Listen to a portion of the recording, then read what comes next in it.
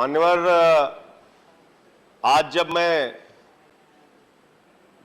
सदन में आ रहा था, बिहार के बहुत सारे लोग, नौजवान साथी घर पर मिलने आए और उन्होंने अपनी पीड़ा व्यक्त की। मान्यवर, 2019 में उन्होंने रेलवे भर्ती बोर्ड के द्वारा निकाली गई परीक्षा में प्रारंभिक परीक्षा पास कर ली, मुख्य परीक्षा पास कर ली, चिकित्सा की जांच पास कर ली और 2019 से लेकर आज तक 3 साल हो गए। मान्यवर, 8 से 10 हजार नौजवान ऐसे हैं जिनको नियुक्ति नहीं मिली, जिनको आज तक ज्वाइनिंग नहीं मिली। यह बेरोजगारों के प्रति आपका रवैया है, बहुत ही दुर्भाग्यपूर्ण और पीड़ादायक है। और जब वो रेलवे भर्ती से पीड़ित नौजवान छात्र प्रयागराज में सड़कों पर उतरते हैं, पटना में सड़कों पर उतरते हैं, तो आप अपने ही देश की धरती पर उनके साथ दुश्मनों जैसा व्यवहार करते हैं। आंसू गैस के गोले छोड़ते हैं, लाठियों से उनको पिटवाते हैं, घर में घुस घुस के उनको मरवाते हैं, पिटवाते हैं। ऐसा व्यवहार करते हैं जैसे मालूम पड़ रहा है कि वो दुश्मन देश के नागरिक हैं। ये इस देश के नौजवानों के साथ खिलवाड़ मत कीजिए। और बेरोजगारों के प्रति आपका रवैया क्या है? हर जगह रेलवे में मानव ठेका प्रथा घुसेड़ दिया गया है। सफाई कर्मचारियों में ठेका प्रथा, स्टेशन के मेंटेनेंस में ठेका प्रथा, सिग्नल के मेंटेनेंस में ठेका प्रथा, बिजली के मेंटेनेंस में ठेका प्रथा, कोच के मेंटेनेंस में ठेका प्रथा। और ये ठेका प्रथा जब आप लेके आ रहे हैं तो एक तरफ आप रोजगार को मिटाने और खत्म करने का काम कर रहे हैं और दूसरे तरफ इस देश के दलितों के साथ, पिछड़ों के साथ, आरक्षण की व्यवस्था के साथ आप खिलवाड़ करने का काम कर रहे हैं, उनका हक मारने का काम कर रहे हैं आप। मान्यवर, खुद रेलवे विभाग ने यह माना है कि सेफ्टी कैटेगरी में लगभग 1,50,000 कर्मचारियों की वैकेंसी है। लगभग 1,50,000 रिक्तियां आपके पास सिर्फ सेफ्टी कैटेगरी में है, रेलवे की सुरक्षा के क्षेत्र में है। आप वो भर्ती करते नहीं। आपके पास मेंटेनेंस के क्षेत्र में या जिन क्षेत्रों में रेलवे में भर्तियां खाली है, वहां पे आप भर्ती क्यों नहीं करते? 3 लाख भर्ती अगर रेलवे विभाग चाहे तो पक्की सरकारी कर्मचारियों की कर सकती है, लेकिन आपको पिछड़ों का हक मारना है, दलितों का हक मारना है, निजीकरण करना है, सरकारी व्यवस्था को खत्म करना है। हमारे मंत्री जी ने बयान दिया, मुझे बड़ी प्रसन्नता हुई। मान्यवर, इन्होंने कहा निजीकरण नहीं होगा। अब पता नहीं वित्त मंत्री और रेल मंत्री एक साथ बैठते हैं कि नहीं बैठते हैं, दोनों लोग आपस में चर्चा करते हैं कि नहीं करते हैं। वित्त मंत्री जी कहती हैं रेलवे की 26% संपत्तियां हम बेचेंगे, लगभग 1,50,000 करोड़ रुपए रेल की संपत्ति बेच के हम अर्जित करने का काम करेंगे। और मेरे पास तारीख है, 31,000 करोड़ रुपए की टेंडर इन्होंने निकाला, जिसमें से मात्र 7,200 करोड़ रुपए का इनको आय हुई, बाकी लोगों ने टेंडर में हिस्सा ही नहीं लिया। तो आप एक तरफ लोगों के बीच में तो ये कहते हैं कि हम निजीकरण नहीं करेंगे, लेकिन निजीकरण करने के लिए जितनी भी आप योजनाएं ला सकते हैं रेलवे के अंदर, वो लाने का काम करते हैं। दूसरी बात मान्यवर, मैं इनका पढ़ रहा था कि रेलवे में पिछले 5 वर्षों से लगातार आमदनी में कमी आ रही है। लगभग 7.8% इनकी आमदनी घटी है। आमदनी भले ही रेलवे की घट रही हो, भले ही आपने पिछले दिनों में रेलवे के प्लेटफॉर्म की टिकट 50 रुपए कर दिया हो, पैसेंजर के किराए को आपने 3 गुना वृद्धि कर दिया हो, बाकी चीजों में वृद्धि कर दिया हो, लेकिन आपकी आमदनी 7.8% घटी। ये आंकड़े बताते हैं।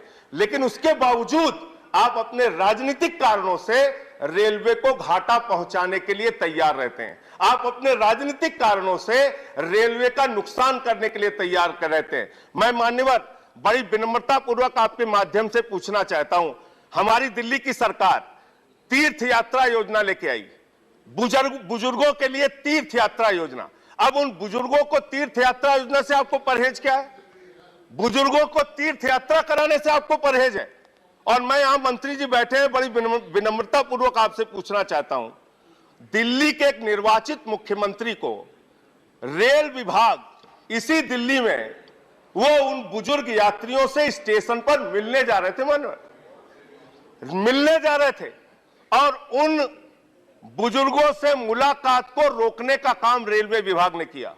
और मंत्री जी, आप आईएएस रहे, जिला अधिकारी रहे, उड़ीसा में आप आईएएस के तौर पे नौकरी कर चुके हैं। इस प्रकार का व्यवहार मत कीजिए एक मुख्यमंत्री के साथ। आपको 2500 फोन मैंने किया, 2500 बार आपके विभाग के कर्मचारियों को मैंने सूचना दी, मुख्यमंत्री के आवास से आपको सूचना गई, लेकिन बुजुर्ग तीर्थयात्रियों को अयोध्या जाने से रोकने का काम आप कर रहे हैं, उनकी तीर्थ यात्रा पर रोक लगाने का काम कर रहे हैं। लड़ाई लड़ना है, चुनाव में लड़िए ना। बुजुर्ग तीर्थयात्रियों को आप क्यों टारगेट करते हैं? उनकी यात्रा का विरोध आप क्यों करते हैं? रेलवे की आमदनी कम करने पे आप क्यों लगे हुए हैं? अरविंद केजरीवाल का इतने स्तर पे जाके विरोध आप क्यों करते हैं? चुनाव लड़िए ना। चुनाव से तो आप लोग भागते हैं। एमसीडी का चुनाव हो रहा है, भाग रहे हैं आप लोग, भाग रहे। एमसीडी के चुनाव से भाग रहे मानव। मैं खत्म कर रहा हूं। चुनाव, अरे हिम्मत है तो चुनाव लड़ो ना, भागते क्यों? 56 इंच का सीना लेके प्रधानमंत्री जी भाग रहे हैं। Honorable member, please address the chair. You don't have to answer them. माननीय मैं ये कह रहा हूं, तीन बार दिल्ली में इनकी जमानत जब्त हो गई मान्यवर। एक बार स्कूटर पार्टी बन गए, 3 सीट आई। दूसरी बार इनोवा पार्टी बन गए, 8 सीट आई। 3 बार से हार रहे और अभी एमसीडी के चुनाव में चुनाव से भाग रहे। करे केजरीवाल का सामना नहीं कर सकते। चुनाव से इतना डरते हैं आप लोग? देश के प्रधानमंत्री की छवि खराब कर रहे हैं आप लोग। देश के प्रधानमंत्री कहते हैं हमारा 56 इंच का सीना है, आप लोग कहते हैं हमारी दुनिया की सबसे बड़ी पार्टी है। दुनिया की सबसे बड़ी पार्टी एमसीडी के चुनाव से भाग रही है, डर रही है केजरीवाल से। आप लोगों को शर्म नहीं आती?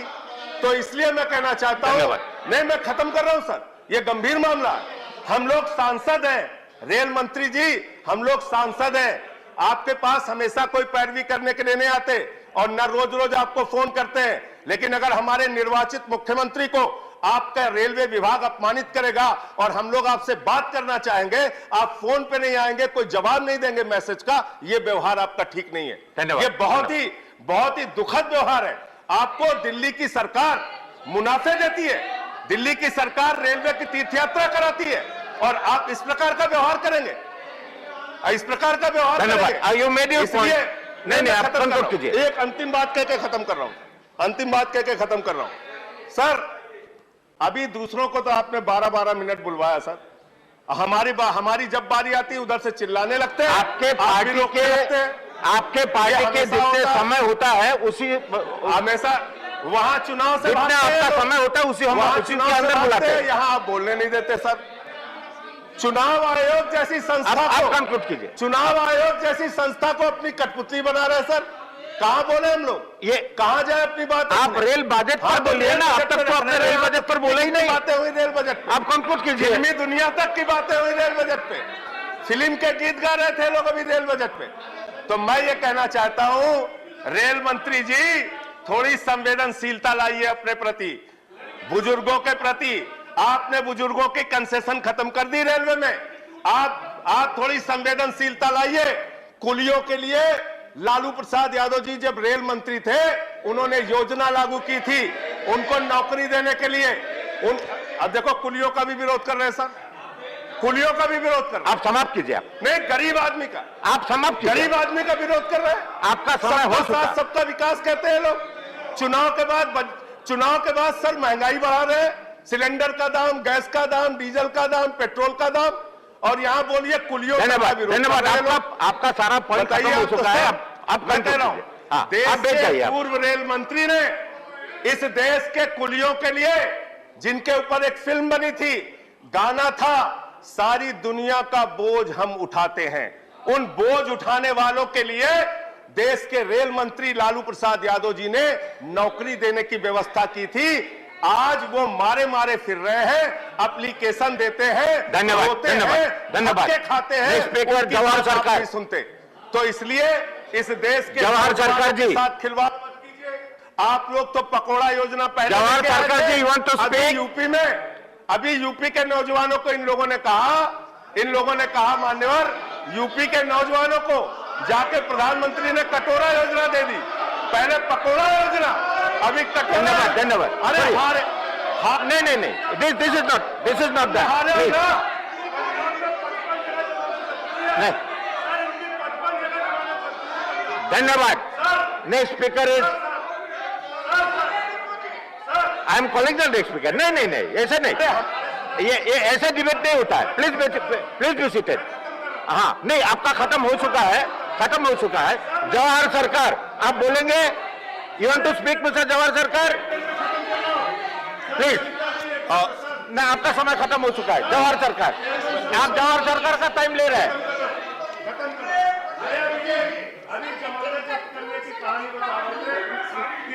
He doesn't, आप बोलना चाहेंगे? If you do not want to speak, I'll call another speaker. नहीं नहीं, this is not the way. बैठिए, आप बैठ जाइए। आप बोलेंगे? साफ हो गए पंजाब से।